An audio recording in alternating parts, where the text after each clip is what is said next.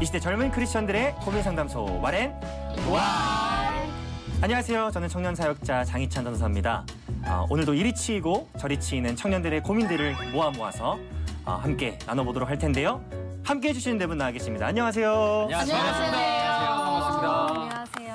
너무 반갑네요. 네, 오늘은 좀 이렇게 제가 특별히 한 가지 질문으로 시작을 좀 해보려고 합니다. 네. 여러분들이 5마리의 동물과 함께 지금 사막을 지나가고 있는 겁니다. 네. 근데 한 마리의 동물을 버려야 돼요. 너무 힘들어요. 왜요? 도저히 데려갈 수가 없어요. 자, 그래서 제가 5마리의 동물을 한번 드려볼 테니까 네. 나는 이 동물을 좀 버리겠다. 그런 생각을 해보시면 좋을 것 같아요. 자, 사자 있고요. 사자. 말, 소, 소. 양, 원숭이 이렇게 5마리의 동물이 있습니다. 네, 꼭 한 마리 버리셔야 돼요. 우철 씨는 저는 네, 너무 아쉽지만 네. 소. 말을 버릴 것 같아. 양이. 사자를 버립니다. 이 5가지의 동물이 상징하는 게 있다고 해요. 그래서 내가 정말 힘들 때 나는 과연 무엇을 첫 번째로 버릴 것인가? 그런 테스트인데요. 긴장된다. 힘들 때 버리는 거. 네. 긴장되네. 자, 사자 말씀하셨던 사자. 네. 네. 자존심을 버리시는 분이에요. 맞아. 힘들 때 자존심 따위는 필요 없다. 버리고 네. 있어요. 진짜 내가 자존심이 없거든요. 요즘에 그렇게 없이 살아요. 네. 말 버리시면 계셨나요? 저 말. 충격적인데요. 뭐죠? 가족을. 아니, 가족을?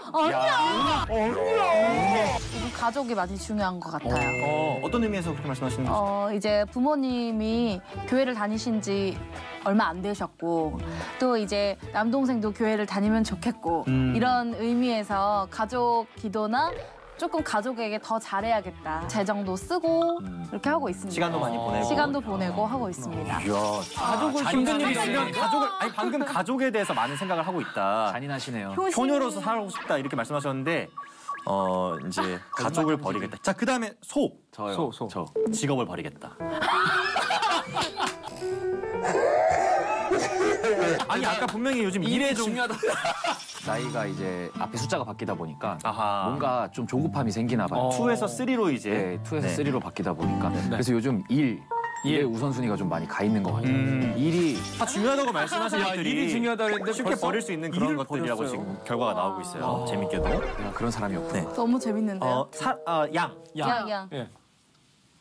사랑을 버리겠다. 냉정하다. 친구. 친구. 남자친구. 한창 친구가 중요할 나이예요, 정말. 그렇죠. 이때는 남자친구 중요하죠. 아니요, 이성 친구 아니 동성 친구. 그러니까요. 힘든 일 있으면 사랑 따위는 필요치 않다. 그럼 전도사님은 뭘 버리세요? 사실 만약에 이거 몰랐다면 알고 있으니까. 저는 아마도 소를 버리지 않았어요. 소를. 왜냐면 저는 현실주의자이기 때문에 직업. 너무 느리면 답답해요. 빨리 이 저처럼. 더운 곳을 벗어나고 싶은데 그래서 저는 아마 직업이 되지 않았을까. 원숭이는 친구입니다. 친구구나. 어쨌든 우리는 그 자존심 버리고 가족 버리고 직업 버리고 사랑 버린 사람도 이렇게 정리가 되겠네요. 사실 우리 머릿속에 가장 어떠한 관심사로 지금 있느냐, 네. 또 내가 어떤 것에 가장 많은 시간을 할애하고 있고 에너지를 소모하고 있는가, 네. 그거에 따라서 아마 우리의 우선순위가 좀 발견되어질 수 있을 것 같아요. 맞습니다. 또 하나 제가 청년들에게 자주 하는 얘기가 있는데 네. 우리가 기도하는 그 기도의 내용을 들어보면 우리가 어떤 것에 가장 마음을 쏟고 있는지도 아마 쉽게 알 수 있지 않을까. 네, 그렇게 한번 생각을 해봅니다.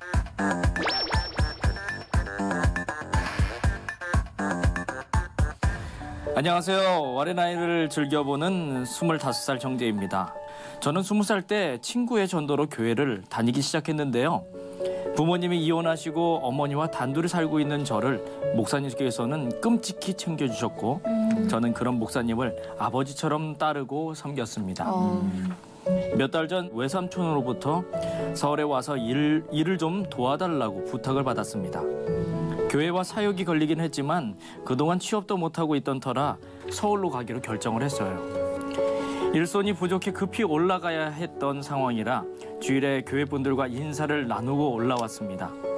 문제는 목사님께서 당시 해외에 계셔서 스마트폰 메신저로 메시지를 남겨놨는데 읽으시고도 답장이 없으시더니 며칠 뒤 답장이 딱 한마디가 왔습니다. 잘 가고 잘 지내라. 와서도 우리 교회는 안 왔으면 좋겠다. 정말 충격적이었습니다. 서울에 올라와서 교회를 가야 하는데 사실 이제 교회가 그리고 목사님이 참 무섭습니다. 아, 정말 마음이 너무 안타깝네요. 그러게요.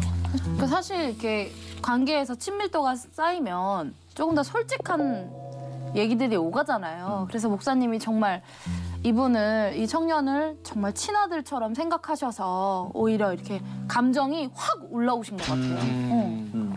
그럴 수 있겠네요. 친해서. 너무 친하니까. 너무 친하니까. 진짜 만약에 제가 사연을 보낸 사람의 입장이라면 너무 당황스러울 것 같아요. 속상하고. 맞아. 아버지처럼 생각했던 분에게 예의 없는 아이로 낙인이 된다는 자체가 너무 슬픈 일이잖아요. 근데 저는 뭐 제가 사역자라서가 아니라 목사님의 입장에 좀 생각을 해보면 그동안 굉장히 긴밀한 관계가 형성되어 있고 정말 아버지와 아들과 같은 관계가 형성되어 있었는데 혹시라도 이 청년이 연락을 드렸을 때 상황이 안 되긴 했지만 문자로 연락을 드린 거잖아요. 네. 근데 약간 통보식의 그런 연락은 아니었을까 그런 걱정도 좀 들긴 합니다. 네. 그러니까 조금 지혜롭게 네. 목사님 저 이러이러해서 이런 일이 생겼습니다.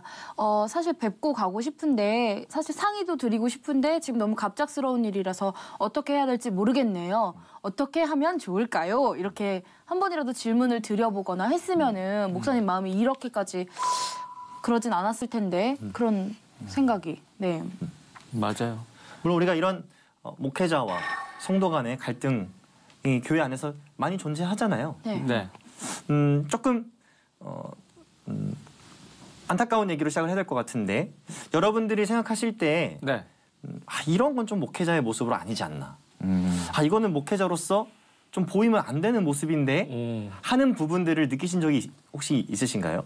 성도들의 말을 듣고 어떤 한 분을 같이 편견으로 바라보거나 그 성도분의 어떤 그냥 겉모습만 보고 저 사람은 좀 이렇겠다라고 판단을 하시는 분을 본 적이 있는데 약간 그거는 좀 아니지 않나 싶은 생각이 근데 그건 사실 목회자가 아니더라도 일반적인 인간 관계에 있어서 그것은 조금 우리가 지양해야 되는 부분이 아닐까 싶어요. 네. 그렇죠? 정확한 사실관계를 알지 못한 채 한쪽의 얘기만 듣고 이렇게 생각을 고정화시키는 거, 그렇죠? 네.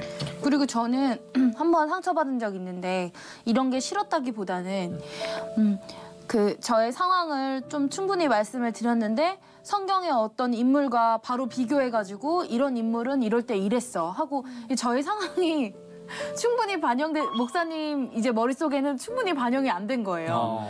그러니까 우리가 살아가는 모습들이 성경에 모두가 나와 있는 건 아니잖아요, 사실. 너무 다르잖아요. 시대도 다르고 상황도 너무나 다른데 어떤 유형처럼만 이렇게 조언을 해주시고 말씀을 해주시는데 상처가 되더라고요.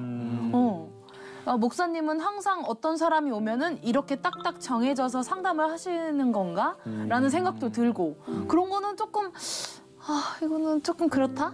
기계적이고 정형화된 어떤 그런 그런 답변들, 상담들, 모습들. 네, 이 생각이 들었어요. 네, 저는 제가 직접 경험한 건 아닌데요. 교회에서는 뭐 사랑도 가르치시고 이렇게 여러 가지 좋은 것들을 많이 가르치시는데 집안에서는 좀 다른 모습을 많이 보이셨나 봐요. 네.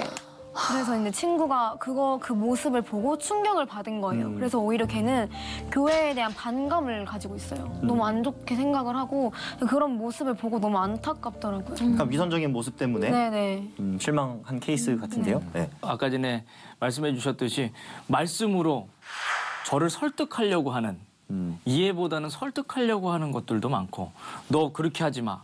라고 하는 분들도 약간 계시고. 명령조로. 네. 네. 이해하기보다는 강압적으로 뭔가를 하는 모습이 저는 많이 마음에 걸리더라고요. 네, 그리고 이런 권위도 있는 것 같아요. 성도라면은 1인 1봉사 해야지. 누구든 어떤 상황이든 막 봉사를 하면은 하나님이 그런 상황적인 것들을 다 막아주시고 무조건 우리 교회에서는 해야 돼. 안 하면은 성도가 아니야. 이렇게 말씀하시는 정말 그러면은 어떤 왕의 명령을 따라야 할 것 같은 그런 생각이 들 때도 있어요. 그렇죠. 봉사는 물론 필히 해야 되는 거긴 한데 이렇게 하면 강압적으로 좋죠. 얘기를 하면 마음이 더 부담되더라고요. 여러분 아마 기억하실지 모르겠지만 예전에 우리가 가나안 성도라는 주제를 갖고 얘기를 나눴을 때 그 한 통계를 본 적이 있어요. 다양한 지표들이 있었는데 목회자에 대한 불만이 5위에 등장을 했었습니다. 실제로 목회자와의 불화로 인해서 교회를 떠난 성도들이 존재하고 꽤 있다라는 것을 이제 보여주는 지표겠죠. 여러분들 주변에 혹시 목회자와의 불화 때문에 교회를 떠난 분들 본 적 있으세요? 제 주변에는 아까 얘기했던 거대로 그런 것 같아요. 좀 강압적인 헌신과 순종을 요구해서 그거를 힘들어하는 청년들이 몇 명 떠난 청년들이 있거든요. 네. 그리고 약간 비교하는 거 있어요. 이 세상적으로 봤을 때는 누가 잘 나가고 그리고 누군 못 나가고 그러면 잘 나간 쪽에 목사님이 더 많이 가 있는 듯한 약간 그런 헌금 느낌을 많이 받거든요. 내시는 예. 분들이라든지 헌금을 내고서 누가 헌금 냈는지 이렇게 리스트를 이름 불러주는 불러줄 거? 때 이제 못 낸 사람, 낼 수가 없는 상황에 있는 사람은 늘 항상 아니면 마음이 무명으로 그렇거든요. 내신 분들. 네. 맞아요. 우리 같은 직업은 사실 수입이 정말 일정치가 않아서 네. 없을 땐 정말 없을 수도 있잖아요. 근데 앞에서 이제 헌금 얘기 많이 하시는 거는 너무 좋은데 꼭 반드시 해야만 한다. 하나님이 우리에게 주신 너무도 큰 사명이다라고 말씀하실 때 앉아있을 때 정말 지금 당장 밥 한 끼 사 먹을 돈이 없었을 적에는 살짝 마음이 조금 그렇기도 했어요.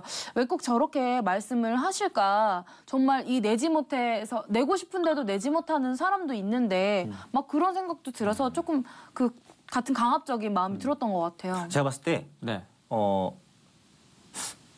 이게 자칫 잘못하면 정말 훌륭하게 자기의 역할과 책임을 다해서 사명을 감당하고 계신 목사님들이 많이 계신데 네. 우리가 이런 얘기만 너무 많이 다루다 그렇죠. 보면 그런 분들이 마치 없는 것처럼 비춰질 수 있잖아요. 맞아요. 그래서 제가 좀 주제를 바꿔보도록 네네. 하겠습니다. 반대로 그렇다면 네. 여러분들이 생각하셨을 때 정말 이상적인 목회자상 또는 내가 정말 존경했던 목사님의 어떤 부분들 이런 것도 한번 얘기를 나눠보면 어떨까 싶거든요. 네. 저는 저희 담임 목사님을 아하. 굉장히 존경하는 게 네네네네. 이유가 저희 담임 목사님이 이 체격이 굉장히 좋으세요. 누가 봐도 굉장히 남자다운 외모와 체격을 갖고 네. 계시는데 그렇게 성도의 사랑과 하나님의 나라를 설교하실 때는 항상 우세요. 그렇게 많이 우세요. 막 이렇게 우시는데 이게 체격과 안 맞는 모습을 볼 때면은 얼마나 그렇게 사랑이 많으시면 순수한 모습. 이렇게 눈물을 좀 흘리실까 싶다가도 또 굉장히 세상의 눈치를 보지 않고 죄는 죄라고 아주 강하게 당당하게 말씀하시거든요. 그런 모습 보면은 아 되게 존경스러워요. 멋있어요.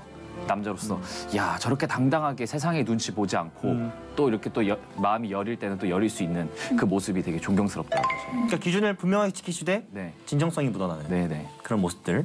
다른 분들은요? 저도 저희 담임 목사님을 아 이거 약간 좀 무도적이지 않나 지금? 네. 아닙니다. 저도 되게 저희 담임 목사님 되게 많이 존경하는데요. 네네네. 진짜 항상 기도로 정말 우리를 이끄시고 우리 교회 리더십을 이끄시는 게 너무 느껴져요. 항상 진짜. 그래서 사랑으로 항상 양육하시는 것도 너무 느껴져서 저는 그런 본받을 점이 너무 많은 것 같아서 우리 담임 목사님 되게 존경합니다. 본받을 수 있는 모습들 볼 때. 저희 담당 목사님 얘기를 안 할 수가 없는 것 같아요. 네, 모두가 얘기하기 전에 사실 생각을 해놓은 부분이긴 한데 네. 정말 감동받고 존경할 만한 모습을 봤던 적이 네. 내가 여태까지 사역을 정말 적당히 했다. 정말 예수님이 적당히 사역하고 적당히 욕먹을 정도만 선택했다면 이렇게 십자가에 못 박혀 돌아가실 수가 없다라고 자기의 정말 밑바닥을 고백하셨을 때 정말 큰 감동이 오고 정말 참먹자라는 생각이 들었거든요. 그런 것도 정말 중요한 것 같아요. 이럴 줄 알았으면 제가 저희 청년들을 좀 몇 명 데리고 와서 간증의 시간을 좀 가지면 어땠을까? 근데 무엇보다도 저는 전도사님 같은 분이 참 목자라는 생각이 들어요. 이유는 말씀드리지 됩니다. 않을게요. 아 정말요? 너무 당황하셨나 봐요. 아, 시간이 없어요. 네, 맞아요. 개인적으로 그러니까요. 말씀드릴게요. 저는 그 강단에 올라섰을 때랑 또 내려왔을 때랑 모습이 동일한 목사님이 진짜 참된 목사님이라고 생각해요. 사실 말씀을 잘하시는 분들 정말 많거든요. 근데 그 삶에 저희들 성도들도 함께 동참해 보면은 강단에 섰을 때랑 다른 게 너무 많거든요. 근데 그거를 다 지켜내는 쉽지 않은 길을 걸어가시는 분이 저는 더 참된 목사이지 않을까라는 생각이 들어요. 네. 우리가 이제 목사님에 대한 얘기를 좀 많이 나눠봤는데 제가 한 가지 좀 뜬금없는 질문을 하나 드려보도록 하겠습니다. 여러분 목사라는 직분이 도대체 언제부터 존재했는지 알고 계세요? 전혀 모르고요. 너무 궁금해요. 아 정말요? 네, 전혀 모릅니다. 혹시 아시는 분 한 분이라도 계신가요? 저 언제는지는 잘 모르는데 네. 그 한 분은 아니지 않아요? 맨 처음 되신 분이 여러 명이 있지 않나요? 아닌가요? 중세 시대에 까지밖에 몰라요. 네. 생겨나지 않았을까? 쓸까? 네. 물론 우리가 정확한 일시와 날짜를 알 수는 없지만 여러분들 혹시 사도라는 직분 다 아시나요? 네네. 우리가 흔히 바울을 지칭할 때 사도 바울이라고 지칭을 네. 합니다. 근데 이 사도라는 직분은 되게 특수하고 일시적인 직분이었어요. 대표적으로 예수님의 12제자 그리고 바울과 같은 이들.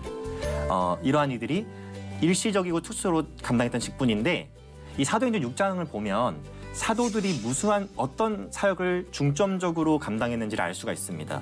뭐라고 나오냐면 말씀과 기도 사역이라고 나와요. 말씀과 기도 사역. 근데 특수하고 일시적인 이 직분, 사도라는 직분이 영원히 존재할 수 없기 때문에 이 사도들이 초기에 교회를 막 세우고 사역을 하는 가운데 누구를 세우는 일에 집중하냐면 목사를 세우는 일에 집중합니다. 쉽게 말하면 자신들이 하는 말씀 사역과 기도 사역을 이어나갈 수 있는, 돌봄 사역을 이어나갈 수 있는 그런 직분으로 교회 안에 목사라는 직분을 세우고 또 안수해서 그렇게 사역을 감당하게 바뀌었다는 거죠. 근데 이것이 중요한 이유는 뭐냐면 이것이 바로 목사의 존재의 이유에 대해서 우리가 알 수 있는 중요한 부분이기 때문이에요. 여러분들 교회 안에 많은 직분들이 있잖아요. 네. 네. 네. 뭐 우리 현대 사회에서는 권사님도 있고 안수 집사님도 있고 장로님도 있고 뭐 등등등등 많이 있잖아요. 목사가 도대체 왜 교회 안에 필수적으로 필요할까요?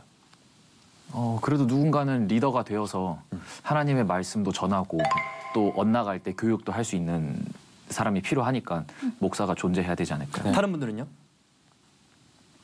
비슷하지 않을까요? 같은 입장인 네. 것 같아요. 이끌어 가실 분 어떤 이렇게 최종적으로 결정을 내릴 분이 있어야 되지 않을까. 저는 말씀을 전해주실 분이 그 결정을 내리시는 분은 뭐 장로님이나 이렇게 할 수가 있겠지만 최종적으로 올바른 그 기준을 정해주는 사람이 목사님이지 않을까 생각이 들어요. 그럼 이 목사는 도대체 누가 되어야 될까요?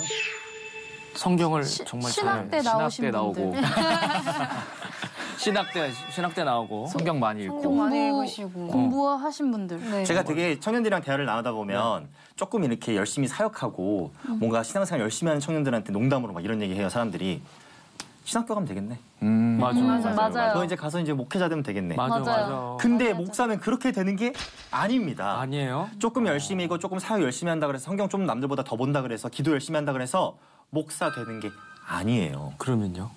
놀랍게도 성경에서는 이 목사의 철저한 자격 조건에 대해서 얘기하고 있습니다. 네, 바로 디모데전서 3장에 보면 이 자격 조건이 굉장히 세세적으로 나오는데요. 뭐 다양하게 있습니다. 성적인 순결도 지켜야 되고요. 베풀기도 잘해야 되고요. 그다음에 뭐 가르치기도 잘해야 되고요. 뭐 등등등등등. 심지어 가족을 잘 돌보고 지켜야 된다. 그렇지 않으면 어떻게 하나님의 교회를 돌보고 지킬 수 있겠는가. 뭐 이런 얘기도 나오고요. 그러니까 이 목사가 된다는 것은 분명한 자격 조건을 요구하고 있다는 것입니다. 근데 실제로 우리가 생각하는 좋은 목사님 상은 그냥 따뜻한 사람, 네. 마음 넓은 사람, 맞아. 얘기 잘 들어주는 사람. 내 얘기 잘 들어주는 사람. 그럴 거면 그냥 좋은 언니 오빠들이 그런 것도 훨씬 더 잘해줄 수 있거든요. 그래서 언니 오빠들이 목사가 되는 경우가 좀 있기도 그리고 한가요? 목사님은 조금 언니 오빠들과는 다른 깊이감이 맞아요. 다르다는 어떤 기대가 생기는 것 같아요. 그렇죠. 그게 있죠. 그래서 그 목사의 자격 조건, 디모데전서 3장 1절부터 7절의 내용과 그 다음에 집사의 자격 조건이 나와요. 근데 실제로 어떤 영적인 그런 자격 조건은 다 일치를 하는데 네네. 딱 한 가지 목사의 자격 조건에 두드러지는 게 있습니다. 그게 뭐냐면 가르치기를 잘합니다.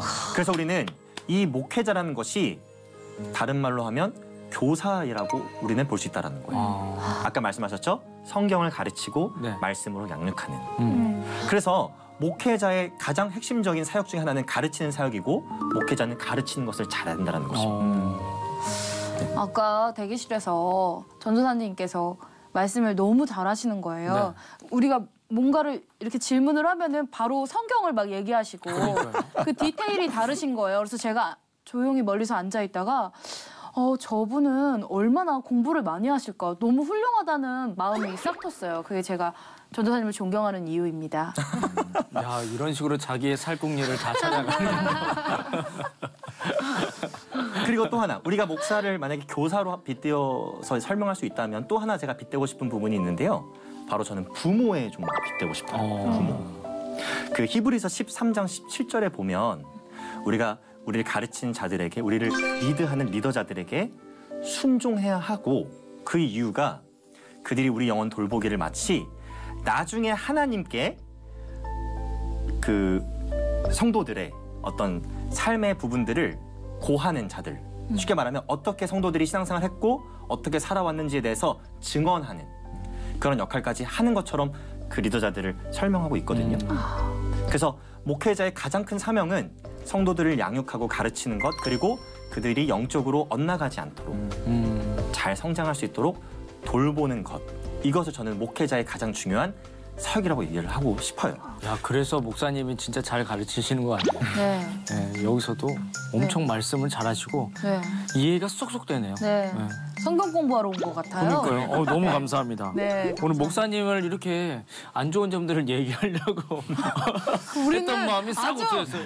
뜯으려고 그러니까 그냥 진짜 늑대처럼. 반성이 네, 되네요. 그러니까 목사님 존경합니다. 한국말은 끝까지 들어야죠. 모두 존경하고 사랑합니다. 네. 근데 제가 사실 하고 싶었던 말은 바로 이겁니다. 분명히 성경은 이러한 목회자에 대한 자격 조건을 요구를 하고 역할에 대해서 책임에 대해서 얘기를 하고 있잖아요. 근데 때로 우리가 목사님을 너무 때로는 극단적인 상황 속에서는 우상숭배할 때가 있는 것 같아요. 그래서 목사님은 하나님의 종이니까 내가 함부로 할 수 없어. 분명히 그 목사님은 하나님께서 맡겨주신 자격 조건에 부합하지 않는 모습을 보이고 있고 역할에 책임을 다하지 않고 있는데도 불구하고 나는 마치 그거에 대해서 아무런 얘기할 수 없어. 건드릴 수 없어. 나는 그냥 무조건 순종해야 돼. 네. 하는 어떤 그런 마음가짐이 우리 가운데 있다면 그것은 좀 불필요한 마음이다. 라는 것을 여러분들 꼭 얘기를 하고 싶었고요. 네. 또 하나는 권위에 대해서 우리가 얘기를 했잖아요. 네네. 사실 목회자에게 성도들의 삶에 일일이 개입할 수 있는 권위는 없습니다. 목사에게 권위가 주어졌을 때는 하나님의 말씀을 가르칠 때, 그리고 권위는 하나님의 말씀의 권위를 따른 권위라는 거예요. 아멘입니다. 그것을 우리 성도님들이 정확하게 인지를 하시고 전 청년들한테 그래서 이렇게 얘기를 해요. 혹시라도 디모데 3장에 나오는 그런 자격 조건에 부합하지 않는 모습을 내가 보인다면 와서 제발 나한테 얘기를 해달라. 컴플레인하고 그래도 안 되면 교회에다 이번에 얘기를 해야 된다. 야. 공동체를 위해서 또 우리 대단한 목사님이시죠. 건강한 교회를 위해서 그렇게 꼭 해줘야 된다고 제가 꼭 새가족반 할 때 얘기를 하거든요. 이게 되게 건강한 교육이라고 생각되는 게 전도사님께서 하시는 게 그 네네. 목회자가 마음에 들지 않았을 때 뒤에서 수군대는 사람들도 굉장히 많거든요. 그렇죠. 뒤에서 자기들끼리 모여서 용기가 야, 저 없으니까. 목사님이 저래. 아 진짜 너도 그랬냐? 뭐 이러면서 수군 대면서 점점 교회가 분열되는 경우들도 좀 있더라고요. 보면은. 네. 근데 전도사님께서 직접 나한테 와서 컴플레인을 걸어달라라는 교육은 되게 멋있는 것 같아요. 이 얘기를 그 좋지 않은 모습의 목사님들을 얘기하기 이전에 해주셨다면은 네네. 조금 다시 생각해보고 그러니까요. 말을 조심해야 되는데 이미 엎질러진 물을 담을 수가 없네요. 그러네요. 우리가 네. 당한 거예요. 네. 또 한 번 당했어요. 매번 이거는- 저의 당하죠. 큰 그림에 지금 다들 컴플레인 겁니다. 지금. 오늘 크리스천 와인은 와인은요, 제가 두 구절의 말씀을 좀 인용하면서 목회자와 또 성도에게 한마디씩 제가 남기고 그렇게 마무리를 하려고 합니다. 제가 개인적으로 목회자의 길을 가고 있는 사람으로서 항상 기억하고 있는 말씀 중에 하나인데요. 바로 야고보서 3장 1절의 말씀입니다. 너희는 가르치는 자가 다 되지 말라. 그들이 더 큰 심판을 받을 줄 너희가 알지 못하느냐. 그 정도의 책임감을 가지고 우리는 가르치는 자의 사명을 감당해야 하지 않을까 싶고요. 또 히브리서 13장 7절의 말씀을 보니까 분명히 우리를 가르치고 지도하는 자들을 우리가 잘 따르고 본받되 그들이 행하는 행실을 유심히 지켜보고 그들을 본받으라고 말씀하고 있는 걸 보면 우리가 맹목적으로 목사님 따르고 배우는 게 아니라 잘 분별해서 말씀 가운데 잘 우리가 모델로 삼아서 신앙이 성장하는 모습들이 성도들에게 필요하지 않나 싶습니다. 그래서 목사는 목사답게, 성도는 성도답게, 그래서 교회가 교회다워지는 그런 아름다운 모습들이 우리 가운데 많아질 수 있기를 소망하면서 크리스천 와렌 와인은 여기서 인사드리도록 하겠습니다. 이 시대 젊은 크리스천들의 고민 상담소 와렌 와인. 너무 성경 공부 못했네요 아까? 아니, 네, 좋았어요. 재밌었어요. 좋았어요. 좋았습니다. 좋았어요. 다음에 칠판도 하나 갖다 놓고 하시면 안 돼요? 이게 말이야. 그랬어. 저희가 졸면 회초리도 때리시고요. 훈장님이냐? 아, 죄송합니다. 내가 또 넘어갔네. 아, 근데 훈장 너무 잘 어울린다. 아, 죄송해요.